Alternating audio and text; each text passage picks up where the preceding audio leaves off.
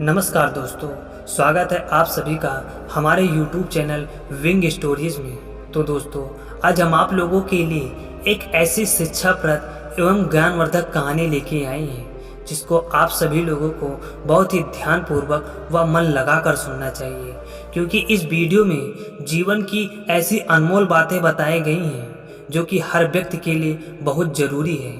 क्योंकि यदि कोई भी व्यक्ति इन बातों को बहुत ध्यान से, बहुत गहराई से, बहुत दिल लगाकर सुनता है तो समझ जाएगा कि आखिर मैंने इस वीडियो के माध्यम से ऐसी कौन सी बातें बताई हैं जो कि एक मनुष्य जीवन के लिए बहुत आवश्यक है। तो चलिए देर न करते हुए उस वीडियो को शुरू करते हैं। घमंड उस गुल्लक की तरह होता है जिसे टूटने से पहले लगता है कि सारे पैसे उसके हैं। सत्य कभी बूढ़ा नहीं होता और झूठ की कोई उम्र नहीं होती।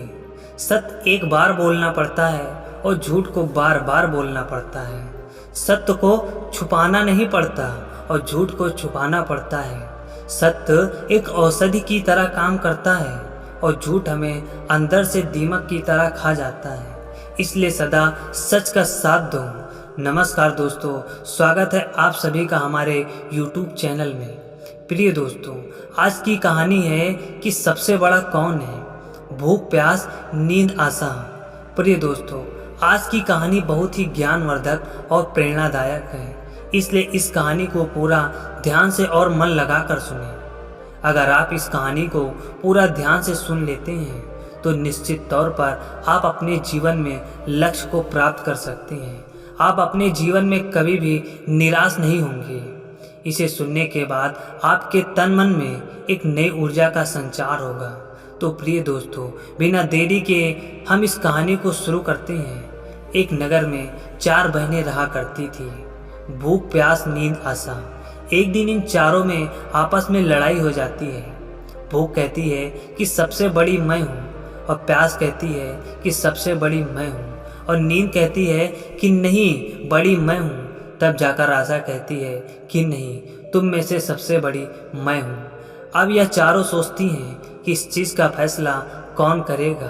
अब यह सोचकर चारों बहनें राजा के पास जाती हैं और राजा से सारा हाल कह सुनाती हैं। भूख ने कहा कि मैं बड़ी हूँ और प्यास ने कहा मैं बड़ी हूँ। नींद ने कहा नहीं, बड़ी मैं हूँ और आशा ने कहा नहीं, सबसे बड़ी मैं हूँ।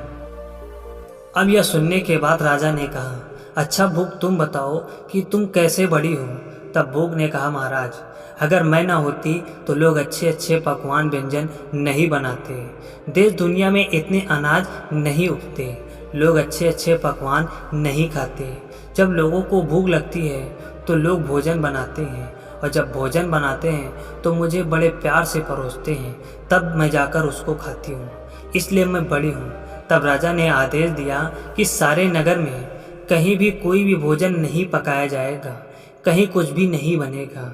अब इस तरह पूरा दिन बीत जाता है। ऐसा करके एक दिन गुजर जाता है और दूसरा दिन आता है तो भूख को बहुत तेजी से भूख लगती है। इधर उधर भोजन की तलाश करने लगती है, उसे कहीं भी नहीं मिलता। अब यह देखकर भूख छटपटाने लगती है। वह सोचती है कि उसे कहीं से भी कुछ मिल जाए। ऐसा करते करते भूख को एक जगह एक रोटी मिल जाती है। बस उस रोटी को उठाकर भूख खाने लगती है। अब यह सारी चीज़ें प्यास देख रही होती है। अब प्यास राजा के पास आती है और राजा से कहती है कि महाराज, भूख हार गई है, वह बासी रोटी खा रही है, इसलिए राजा मैं जीत गई हूँ। राजा ने कहा कि तुम कैसे जीत गई, यह बताओ तुम कैसे बड़ी हो।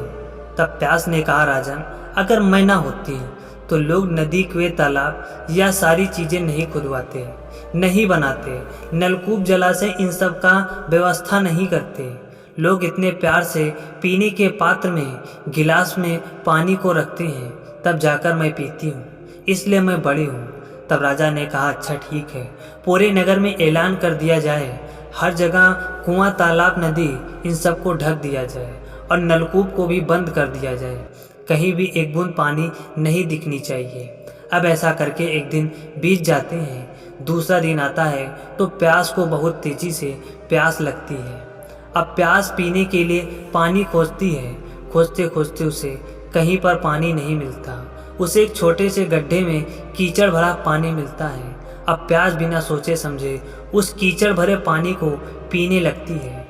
यह सारी चीज़ें नींद देख रही होती है। नींद तुरंत राजा के पास आती है और राजा से कहती है, महाराज, मैंने प्यास को देखा, वह किसी छोटे से गड्ढे में किसी गंदे पानी को पी रही थी, इसलिए वह हार गई और मैं जीत गई। राजा ने कहा, अच्छा यह बताओ कि तुम कैसे बढ़ी हो, तुम कैसे जीत गए? तब नींद ने कहा, राजन, मेरे ही कारण तो लोग पलंग बनाते हैं, अच्छे अच्छे सोने के लिए बिछावन तैयार करते हैं, गद्दे बनाते हैं ताकि आराम से सो सकें। मेरे ही कारण मखमली बिस्तर तैयार किया जाता है। जब लोग बड़े प्यार से बिस्तर लगाते हैं तब मैं सोती हूँ, इसलिए मैं बड़ी हूँ। तब राजा ने कहा, सारे नगर में घोषणा करवा दो कि कहीं भी कोई बिस्तर नहीं लगाएगा, कहीं भी पलंग नहीं बनेंगे और कहीं भी सुंदर या मखमली बिछावन नहीं बिछाया जाएगा। अब इसके बाद सुबह से रात हो जाती है। जब आधी रात होती है तो नींद को नींद आने लगती है। नींद सोने के लिए बिछावन खोजने लगती है। वह पलंग खोजने लगती है तो उसे कहीं भी कुछ नहीं मिलता, कहीं कोई बिछावन नहीं मिलता, तो नींद बहुत परेशान होती है। उसे इतनी नींद आ रही थी कि वह ऊबड़ खाबड़ जमीन पर बिना बिछावन के सो जाती है और यह सब आशा देख रही होती है। फिर आशा राजा के पास जाती है और राजा से कहती है कि मैं जीत गई और नींद हार गई। मैंने नींद को देखा है, वह ऊबड़ खाबड़ जमीन पर बिना बिछावन के सोई हुई थी। राजा ने कहा, तुम भी बताओ कि तुम कैसे बड़ी हो? अब आशा ने कहा, राजन, मेरे ही कारण तो लोग काम धंधा करते हैं, मेहनत मजदूरी करते हैं, पसीना बहाते हैं, रात दिन काटते हैं, अपने मन में आशा का दीप जलाकर उस कार्य को करते हैं, इसलिए वह लोग सफल होते हैं। अगर मैं ना रहूं तो इस दुनिया में हर जगह निराशा छा जाएगी। अब यह सुनने के बाद राजा ने पूरे नगर में ऐलान कर दिया कि नगर में कोई भी व्यक्ति कोई कार्य नहीं करेगा, सारे काम धंधे बंद रहेंगे।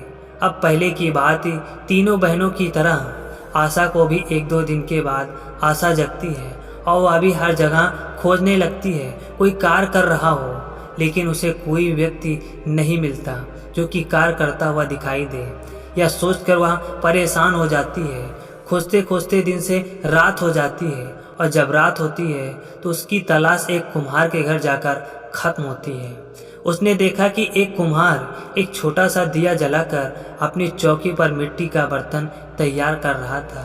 इतने कम रोशनी में टिमटिमाते हुए दिए के सामने वह कुम्हार आंखें भाड़े हुए अपने कार्य को कर रहा है, यानी कि उसके अंदर आशा है, इसलिए वह कार्य कर रहा है।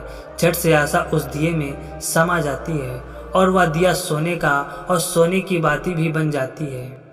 उसकी रोशनी से उस कुम्हार का पूरा घर महल बन जाता है। वह कुम्हार एक धनवान व्यक्ति बन जाता है। तो प्रिय दोस्तों, इस प्रकार आशा जीत जाती है। अपने मन में आप लोग भी आशा का दीप जलाए रखिए। हर कार्य में आपको सफलता मिलेगी। अपने जीवन में निराशा को कभी भी हावी ना होने दें। अंतिम क्षणों तक कोशिश करते रहिए। आशा का दीप अपने मन में जलाए रखिए, क्योंकि दोस्तों जहाँ चाह होती है वहीं पर राह होती है। अगर आपने अपने मन में ठान लिया कि आप उस कार्य को कर सकते हैं तो इसी में आपकी आधी जीत हो जाती है। उम्मीद करता हूँ आप लोगों को मेरी यह कहानी ज़रूर पसंद आई होगी। अगर आपको मेरी यह कहानी पसंद आई हो तो आप मेरे चैनल को सब्सक्राइब कर लीजिए, लाइक करिए, शेयर करिए और अच्छे अच्छे कमेंट किया करिए। मिलते हैं नेक्स्ट वीडियो में, तब तक आप सभी लोगों से नमस्कार। और नमस्कार करने से पहले हम आपको एक बात और बता देते हैं कि प्रिय दोस्तों, अगर आप हमारे इस चैनल पर पहली बार आते हैं तो उस चैनल को सब्सक्राइब जरूर कर दिया करें और नोटिफिकेशन को ऑन कर दिया करें, क्योंकि इससे आपको क्या फ़ायदा होगा, सारे हमारे वीडियो के नोटिफिकेशन आपको सबसे पहले मिलेंगे। अगर आप हमारे वीडियो को शेयर करेंगे तो इससे हमारे व्यूज़ और भी बढ़ेंगे, हमारा मनोबल और भी बढ़ेगा और हम आप लोगों के लिए इसी तरीके से नए नए वीडियो लाते रहेंगे जो कि आपके जीवन के लिए बहुत ही अनमोलदायक हैं, बहुत ही प्रेरणादायक है, बहुत ही शिक्षावर्धक हैं। तो प्रिय दोस्तों, आपसे सिर्फ इतना निवेदन है कि हमारा कोई भी वीडियो हो उसको लाइक, सब्सक्राइब और शेयर ज़रूर किया करें।